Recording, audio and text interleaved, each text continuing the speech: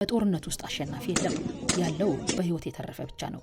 ጦርነት ፖለቲከኞች የሚያቀጣጥሉት እሳት፣ የድሆች ልጆች የሚነዱበት ምድጃ ነው። ጦርነት ያስጠላል፣ ምክንያቱም የሚያጠፋው ጠላትን ብቻ ሳይሆን ሰብአዊነታችንንም ጭምር ነው። ጦርነት ሲመጣ መጀመሪያ የሚሞተው እውነት ነው። በመቀጠል ደግሞ የነገ ተስፋ የሆኑ ወጣቶች፣ አቅመ ደካማ እናቶችና ህፃናት ይከተላሉ። ጥናቶችና ታሪክ እንደሚያስተምሩን በጦርነት የተገኘ ድል ሁልጊዜም በደም የተጨማለቀ ነው። የፈረሰን ልብና የተቆረጠን ቤተሰብ ትስስር ግን የሚመልሰው የለም።